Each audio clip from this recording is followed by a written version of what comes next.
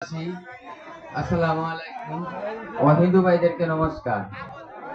আমি আপনাদের মূল্যবান সময় নষ্ট করতে চাই না, তারপরেও যেহেতু ওদের রিকোয়েস্টে আসলাম, আমি আপনাদের কাছে খুবই দুঃখিত।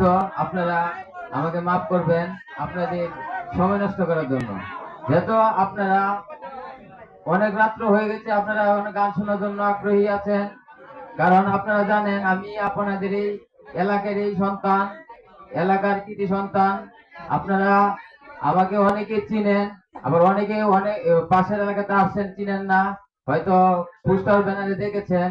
আমি আপনাদেরই সন্তান, আপনাদেরই ভাই, আপনাদেরই চাচা। আপনারা যাই যা মনে করেন, আমি আপনাদেরই আছি, আমি আপনাদেরই থাকবো ইনশাল্লাহ। আপনারা জানেন যে গেছে ইউপি নির্বাচনে আমিও প্রার্থী হয়েছিলাম, শুধু আপনাদের এলাকার ময় মুরব্বীর রিকোয়েস্টে ইউপি নির্বাচন থেকে সরে দাঁড়াচ্ছি, এবং আমি এলাকার মুরব্বীদের রিকোয়েস্ট রেখে বসে গেছিলাম।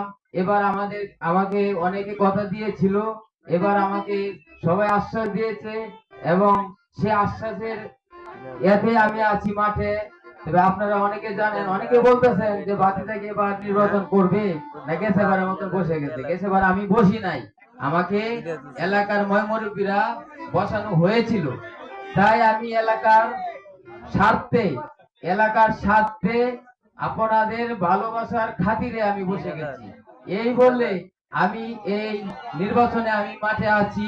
আশা করি আপনারা আমার পাশে থাকবেন, আশা করি আপনারা সবাই আমাকে হেল্প করবেন।